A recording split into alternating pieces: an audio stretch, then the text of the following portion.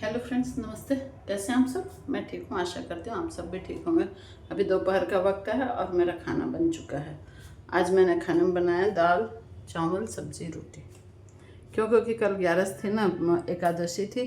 तो कहते हैं कि द्वादशी के दिन चावल ज़रूर बनाना चाहिए। अब ये भी एक बात है कि एकादशी को चावल नहीं खाएंगे और द्वादशी को मतलब बनाना चाहिए। तो मिक्स वेज और ये सब बनाया। मेरे हस्बैंड खा के जा चुके हैं और अब बस आज मेरे किट्टी है फ्रेंड्स।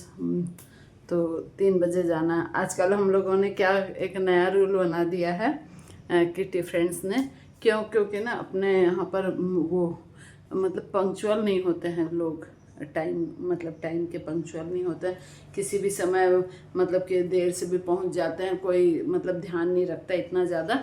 इसलिए ना फ्रेंड्स लोगों ने क्या मतलब टाइम फिक्स कर देते हैं 3 से 3:15 इसके बीच में आना है, और नहीं आए तो फाइन लगेगा, या फिर जो हाउजी खेलते हैं तो उसके मतलब एक्स्ट्रा पैसा देना पड़ेगा, या फिर उसको गेम ही नहीं खिलाएंगे। इसलिए कई बार तो इतनी हंसी आती है फ्रेंड्स, कई फ्रेंड्स तो ना दौड़ते दौड़ते सांस भरते भरते कि भाई हम टाइम में लेट नहीं हो जाए ऐसे करके। और एक बार तो मेरे साथ ऐसा इंसिडेंस हुआ कि एक फ्रेंड मेरे पास रहती है, तो मैंने उनको फ़ोन कर रही हूँ मतलब खड़े होके कि आप चले गए क्या, तो वो बोले मैं तो आ गई। तो इस चक्कर में मेरे को लेट हो गई, और फिर मैं जाके देखो तो वो वहाँ बैठी थी, और फिर इस चक्कर में ना मेरा फाइन लग गया। कोई बात नहीं, ऐसा होता है। लेकिन इन सब चीज़ों से ना शिक्षा भी मिलती है कि हमें अपने समय का पाबंद होना चाहिए, समय का ध्यान रखना चाहिए। तो इसलिए और ऐसे ही और मतलब दोस्तों से मिलते जुलते रहना चाहिए। इससे ना हम बहुत सारी चीज़ें सीखते हैं फ्रेंड्स। एक तो हमें मतलब उत्साह सा बना रहता है कि आज किट्टी जाने तो जल्दी जल्दी काम सलटाएंगे, और फिर मतलब अपनी तैयारी करेंगे कौन सी ड्रेस पहननी है ये वो। तो थोड़ा सा, और नहीं तो डेली रूटीन में क्या, उठे नहाए धोए अपना खाना बनाए खाए टीवी देखे सो गए मंदिर चले गए, तो थोड़ा सा वो होता है। इसलिए मैं तो पहले तो मैं किट्टी के लिए बिल्कुल भी राज़ी नहीं होती थी, और लेकिन अब तो है ना मतलब 3-4 तो महीने में हो ही जाती है। क्योंकि उससे मतलब एक गतिशीलता बनी रहती जीवन में। इसीलिए ये सब छोटे छोटे प्रोग्राम तो होते ही रहना चाहिए, और सबसे मिलते जुलते हैं तो सबका हालचाल भी जान लेते हैं, और थोड़ा इंजॉय भी हो जाता है, और नई नई जानकारियाँ मिलती है, और आसपास की गॉसिप पता चलती है कि वो क्या हो रहा है अपने सोसाइटी में या आसपास के एरिया में। और ऐसे ही है, सब अपने अपने किस्से सुनाते हैं। ठीक है फ्रेंड्स, ये सब तो चलता ही रहता है। आज मैं आपको कथा सुना रही हूँ किसकी, सहस्त्रार्जुन। एक राजा थे सहस्त्रार्जुन। वो कौन थे फ्रेंड्स? है वंश था एक। तो है वंश के बहुत ही प्रतापी राजा थे। उनका नाम था कीर्तिवीर्य या फिर कार्तवीर्य, इस टाइप के। तो उन्होंने भगवान दत्तात्रेय जी की बहुत मतलब कि बहुत ज़्यादा तपस्या की, पूजा अर्चना की, तपस्या की।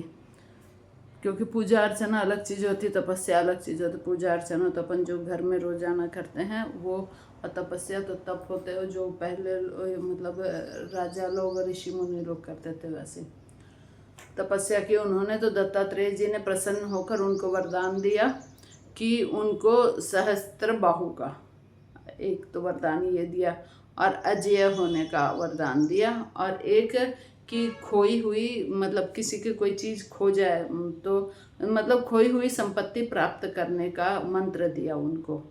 मतलब उनको ये वरदान दिया, है ना। तो कहते हैं फ्रेंड्स कि है ना, किसी की कोई एक मंत्र है, इसका मैं अभी नहीं जानती हूँ, कि वो मंत्र बोलने से अब हम अपनी कोई भी चीज़ खोई हुई रहती है वो मिल जाती है, ऐसा कहा जाता है। इसके बारे में कोई वो सटीक प्रमाण है या नहीं है उसका पता नहीं। ठीक है फ्रेंड्स, फिर उन्होंने जब तपस्या करके वरदान प्राप्त किया, तो आप जानते हैं फ्रेंड्स, जब तक वरदान नहीं मिलता तब तक इंसान निचलाया बैठा रहता है ना। हमारी भाषा में ऐसे बोलते हैं।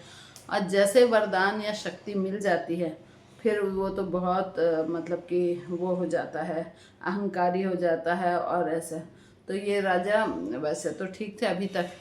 फिर क्या हुआ कि उनको अपने सहस्त्र बाहुओं का, थोड़ा भुजाओं का थोड़ा घमंड होने लग गया। तो एक बार क्या हुआ कि, और वो कहाँ राज्य करते थे? महिष्मती।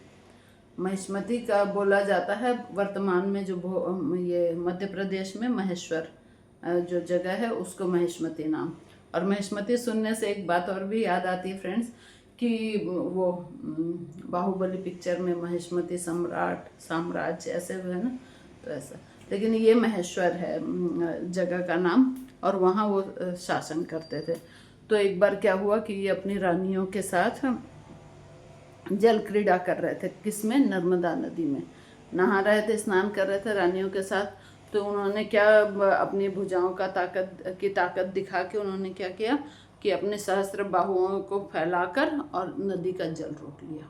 देखिए क्या किया उन्होंने। और फिर नदी का जल जब रोका तो तट पर कौन पूजा कर रहा था? रावण। रावण का नाम तो सुना ही आपने। तो रावण पूजा कर रहा था, तो उसको इनकी इस हरकत से बहुत बुरा लगा सहस्त्रबाहु की कि उन्होंने नर्मदा का जल रोक लिया।